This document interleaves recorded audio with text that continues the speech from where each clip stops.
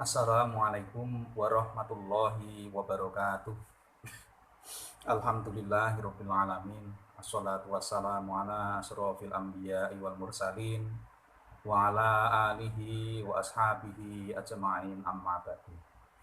Dumateng ngarsanipun sedaya para pamirsa ingkang kinurmatan, sumangga ingkang sepindah kita ngaturaken puji syukur kita dhateng Allah Subhanahu wa taala menika zat ingkang sampun maring kita kanugrahan ingkang kathah sehingga ing dalam kesempatan punika kita saged sareng-sareng pados ridhanipun Allah Subhanahu wa taala kan niatan nambah ngelmu pemahaman kita tentang masalah agama.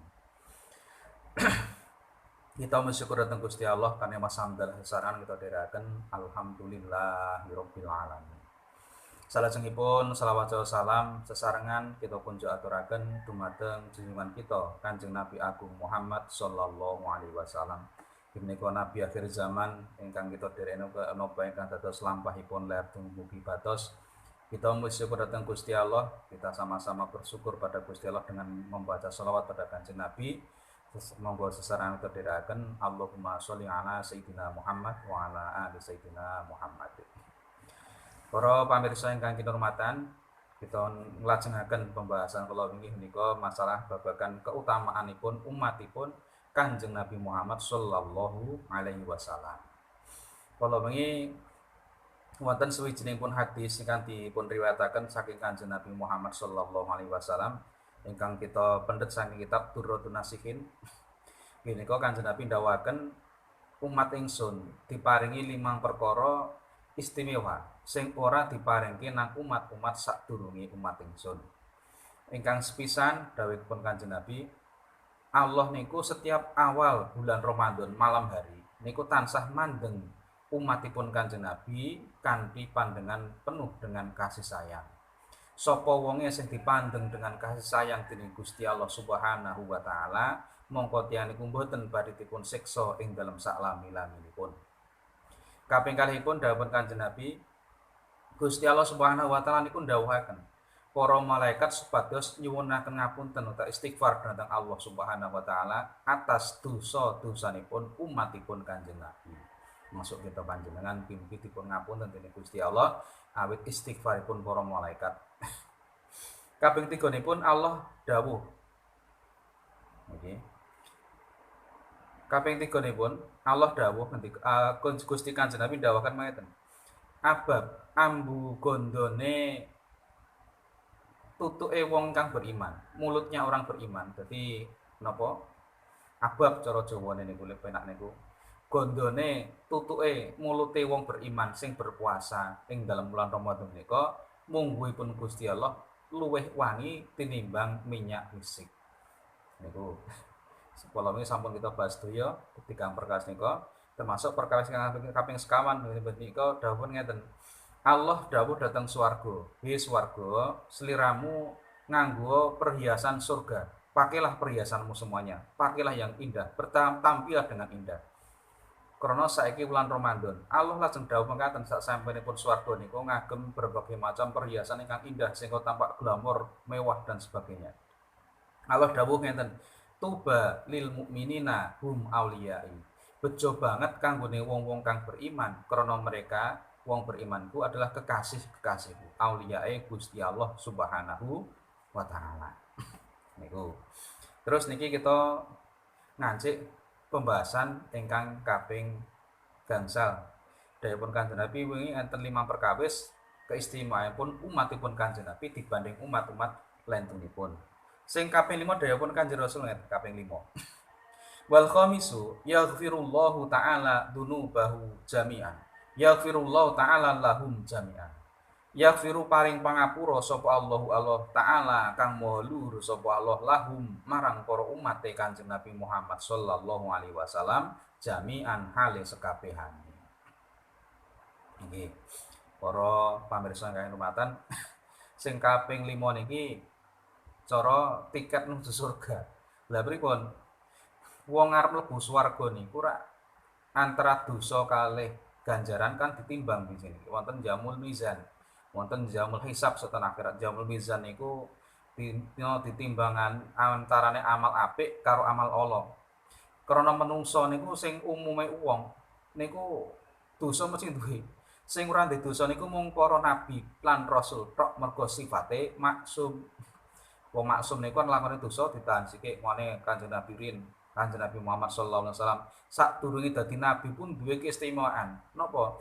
Kanjeng Nabi niku nek arep dijak kanca-kancane riyen rencana-rencana Kanjeng Nabi sadurunge diangkat dadi rasul, ketika beliau masih berprofesi sebagai penggembala kambing. Niku nek pun do kangen ro kancane, "Ayo Muhammad, kombengi arep ana festival nang Mekah."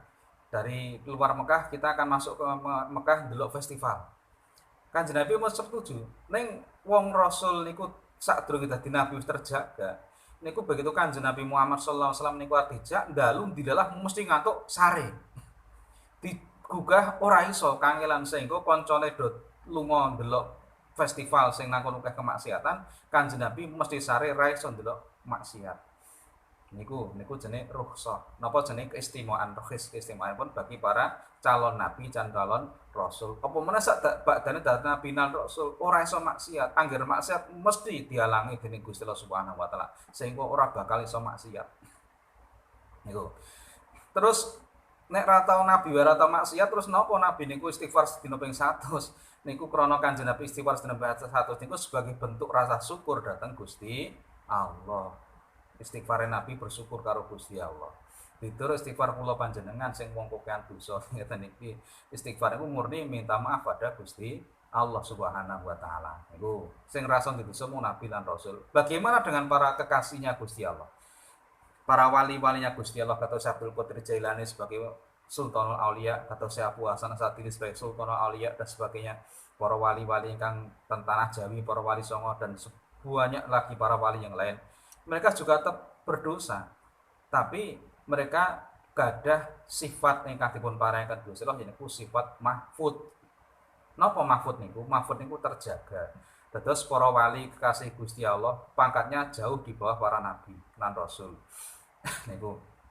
Lah, para wali niku iso tergelincir nglakoni dosa ning terus eling datang Gusti Allah terus langsung istighfar datang Gusti Allah sehingga dosa yang terjadi bagi mereka adalah bahan bakar untuk tambah dedipe marang Gusti Allah sehingga hilang kesombongan bagi para wali. Mergo napa? Mereka iso nglakoni dosa, mereka ketakutan nek dosa niku cek gek aku dosa terus aku sadurunge tobat mati, kan mati dalam keadaan berdosa. Walaupun ganjaran niku tetap oke ganjaran daripada dosane. Niku kan mati dalam keadaan berdosa adalah suatu bentuk kehinaan di hadapan Allah Subhanahu wa taala.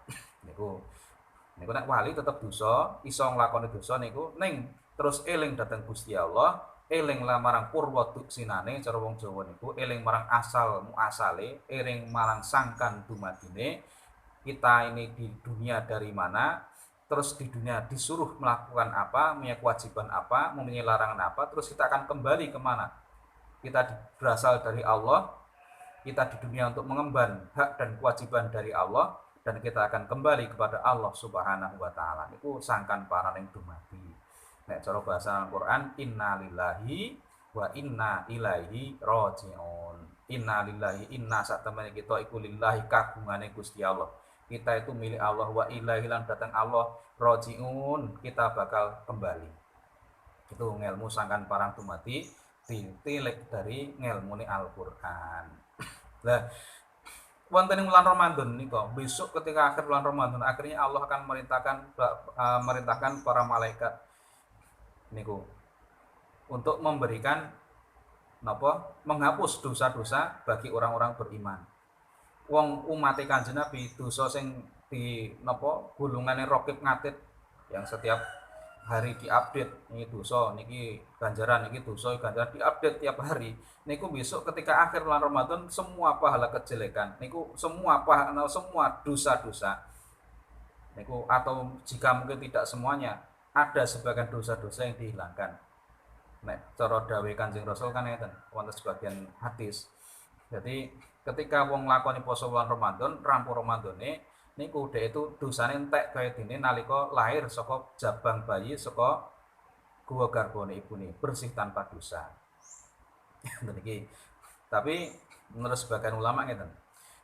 Pembahasan iki bener Gusti Allah niku paring pangapura dhateng para umat Kanjeng Nabi di akhir bulan Ramadan. Tapi sing kita perhatikan ngeten.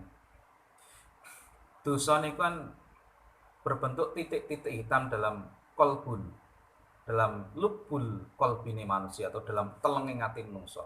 Sapa sing melakukan dosa penuh titik hitam di dalam kaca penggolan manungsa.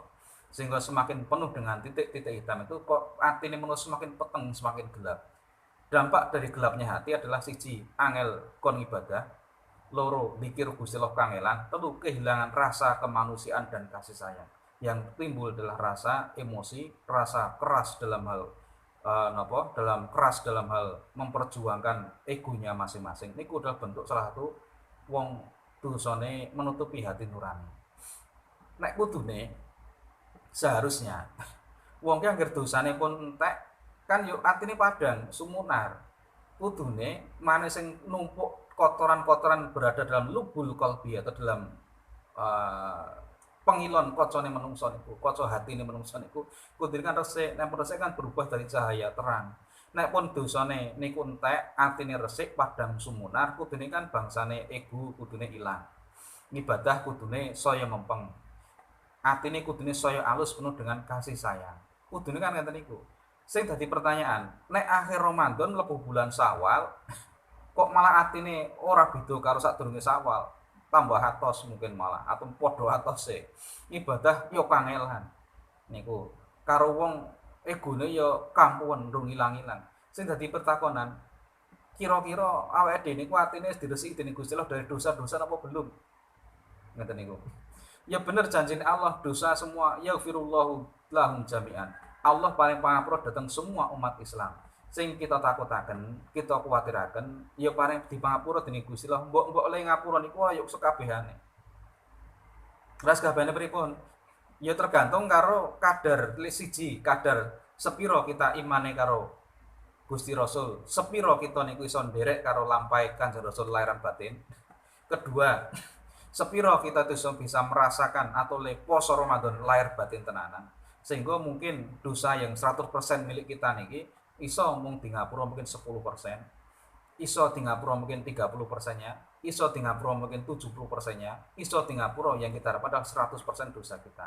Tapi kita juga tahu diri, nek kira-kira dosane 100% dimaafkan oleh Allah kan kudune di luar Ramadan, sesudah Ramadan ini hati kita sudah sehat kembali, sudah bersih, sehingga kudune ibadah saya kepenak, saya anteng, semakin dekat dengan Allah, semakin penuh dengan jiwa kasih sayang. Nenek saya angel, kita takutkan ojo-ojo kita cuma dimaafkan 10% dari dosa kita, sehingga butuh perjuangan lagi untuk minta maaf pada Allah Subhanahu wa taala. Semua hadis yang didhawuhi Kanjeng Nabi adalah benar kita saksikan. Tapi dalam memahami hadis-hadis seperti ini kita juga perlu jujur dan evaluasi diri. Jangan-jangan untuk sampai pada taraf hadis, dawuh hadis ini kita perlu banyak konsekuensi. Masuk kita bahas awal dulu. Allah setiap malam satu Ramadan memandang kita dengan penuh kasih sayang. Dengan dipandang dengan penuh kasih sayang, maka kita tidak akan disiksa selamanya. Yang dipandang adalah umat Kanjeng Nabi.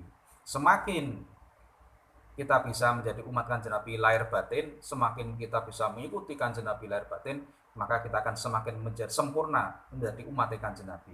Nah, kita menjadi umat Kanjeng Nabi masih taraf kekurangan, ya jangan-jangan kita tidak terlalu bisa mendapatkan fadilah dari keistimewaan dari bulan Ramadan ini. Ya sebatas itulah kita bisa memiliki Ramadan. Satu. Kedua, tentang para malaikat memintakan ampun pada kita. Semoga kita biasa dimintakan ampun oleh para malaikat sehingga diterima ampun kita oleh Allah Subhanahu wa taala. Ini yang paling kita bisa nantikan. Karena apa? Ini bukan berasal dari diri kita, tapi berasal murni dari kasih sayang Allah merintahkan para malaikat untuk memintakan ampun atas dosa-dosa kita. Ini bukan dari diri kita. Ini mungkin yang paling bisa kita harapkan. Ini adalah makhluk lain diperintah oleh Allah memintakan ampun. Jadi tidak ada usaha kita di sini. Yang ada adalah kita menerima keutamaan, menerima keistimewaan dari Allah Subhanahu wa taala. Yang ketiga, ketika surga berhias dengan seindah-indahnya, Allah menjanjikan tuba lil mu'minina hum auliyai. Bejo banget, beruntunglah bagi para orang-orang beriman yang mana mereka hum adalah auliyai wali-walinya Gusti Allah. Ingat, wali Gusti Allah bukan cuma mukmin sembarangan, tapi wali-walinya Allah adalah orang-orang beriman yang sungguh-sungguh beriman dalam imannya, mendarah daging imannya. Bisa kalau cara Imam Ghazali, tahalli, tajalli. Bisa mereka itu membersihkan sifat-sifat buruk dari dirinya, bisa mereka itu menampakkan sifat-sifat baik dalam dirinya, sehingga Allah bertajalli dalam kehidupan sehari-harinya. Allah itu bisa, bahasa kerennya apa ya, Allah itu bisa nek Jawane mange Jawanta Jawane, nek cara bahasa Indonesia agar bisa dipahami adalah Allah itu ternampakkan dalam sifat-sifat kasih sayangnya pada orang itu. Tajali umpamanya pun Allah punya sifat Rahman Rahim, maka si orang mukmin yang benar-benar tadi juga bisa memiliki seakan-akan bisa bersifat welas dan asih, karena itu adalah penampakan dari sifat Rahman Rahimah Gusti Allah itu. Terus yang kelima tadi, Allah memberikan ampun pada semua dosa, ada semua orang-orang beriman, bukan dosa tapi memberikan ampun. Nah, ini bahasa redaksinya yaghfirullahum jami'an, Allah mengampuni mereka semuanya. Ya, sebatas kita seberapa bisa menderek Kanjeng Nabi, itulah ampunan yang kita dapatkan. Itu semoga kita masuk diberikan taufik oleh Allah, diberikan hidayah oleh Allah, sehingga kita bisa diampuni semua dosa kita, bisa kita semakin baik menderek Kanjeng Nabi. Dan ingatlah, mari kita teliti hati kita sendiri. Saya sampaikan pada awal tadi, dosa semakin berkurang berarti hati semakin dekat dan terang dengan Allah Subhanahu wa taala. Tidak banyak gejolak diri dalam nafsu kita, karena semakin hati terterangi dengan nur ilahi atau cahaya-cahaya ketuhanan. Kalau semakin gelap hati kita sudah Ramadan, maka insya Allah ketahuilah bahwasanya mungkin dosa-dosa kita belum banyak yang dimaafkan oleh Allah, sehingga kita butuh perjuangan lagi untuk minta maaf pada Allah Subhanahu wa taala. Para pamirsa yang kehormatan, para Anda semua yang menyaksikan pengajian ini, semoga hadis yang kita bahas ini menjadikan kita lebih introspeksi diri, menjadikan kita lebih tahu diri, menjadikan kita lebih merasa kekurangan diri untuk semakin mendekat pada Allah, sehingga kita semakin merasa butuh pada Allah, semakin merasa butuh kasih sayang Allah, semakin merasa berterima kasih pada Allah dari berbagai macam nikmat yang diberikan kepada kita, sehingga introspeksi akan selalu terus berjalan terus menerus. Dari saya cukup sekian, banyak kesalahan dalam menyampaikan, mohon maaf. Semoga kita diberikan hidayah dan pertolongan untuk selalu mengikuti Kanjeng Nabi Muhammad sallallahu alaihi wasallam lahir dan batin kita. Ini kula cekap semanten, kata lepat ngapunten, kula akhiri wabillahi taufik wal hidayah. Assalamualaikum warahmatullahi wabarakatuh.